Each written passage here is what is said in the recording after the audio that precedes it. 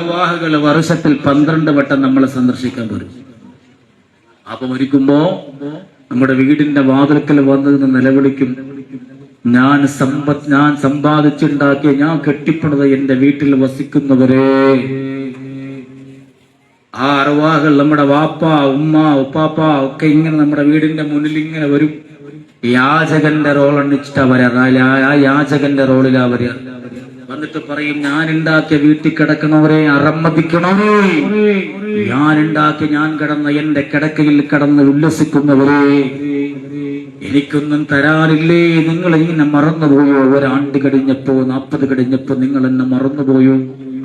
ഞാൻ എന്ന വിഷമത്തിലാണ്, എനിക്ക് എന്തെങ്കിലും തരണേ. നമ്മുടെ മുന്നിൽ വന്ന് പരിശുദ്ധ ശഅബാനിൽ, റമളാനിൽ നമ്മളെ വീടിന്റെ മുന്നിൽ യാചകന്മാര് വരണ പോലെ അവര് നമ്മളെ വീടിന്റെ മുന്നിൽ 12 രാത്രികളിൽ വന്ന് കാത്തിരിക്കുമെന്ന് നബി മുഹമ്മദ് മുസ്തഫ നമ്മളോട് യാചിക്കുമെന്ന് നബി മുഹമ്മദ് മുസ്തഫ.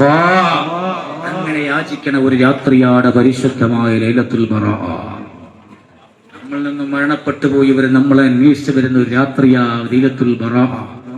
12 രാത്രി 15 രാത്രി എന്നൊക്കെ അഭിപ്രായം ഉണ്ടെങ്കിലും അതിൽ ഒരു പ്രധാനപ്പെട്ട രാത്രിയാണ് ലൈലത്തുൽ ബറാഅ.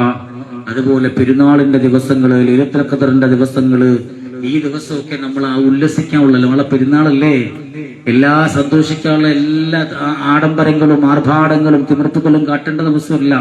അന്ന് നമ്മൾ ഇന്ന് മരണപ്പെട്ടു പോയവർ നമ്മൾ ഇന്ന് ആസ്വദിക്കും. ഒന്നും ഉണ്ടാക്കിയിട്ടില്ല. നമ്മളെ ഉപ്പാപ്പമാരുണ്ടാക്കി വെച്ചതിൽ നിന്നും എന്തെങ്കിലുമൊക്കെ പടുത്തുയർത്തിയവരാ നമ്മൾ, അല്ലെങ്കിൽ അതങ്ങനെ തന്നെ ആസ്വദിച്ച് വിറ്റുകിരിക്കണവരാ നമ്മൾ.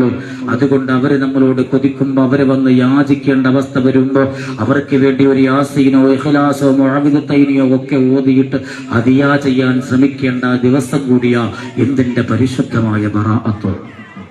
ഇനി മാത്രമല്ല, ഈ ബറാഅത്തിന് നമ്മളിപ്പോ ഇവിടേക്ക് വരുമ്പോ പ്രിയപ്പെട്ട തൽഹത്തമാനി ഉസ്താദ് എന്ന ഈ നാടിന്റെ ആത്മീയ നായകൻ 3 യാസീൻ നിങ്ങളെ കൊണ്ട് ഓതിപ്പിച്ച് നമ്മൾ ദുആ ചെയ്യാൻ വേണ്ടി കാത്തിരിക്കുക. അള്ളാഹു സ്വീകരിക്കട്ടെ. ഈ 3 യാസീനോട് നമ്മൾ ഇന്ന് അള്ളാഹുവിനോട് ഒരു അപേക്ഷ കൊടുക്കാൻ പോവാണ്. ബറാഅത്തിന്റെ രാത്രി ഇന്ന് അള്ളാഹുവിന് അപേക്ഷ കൊടുക്കാൻ പോവാ.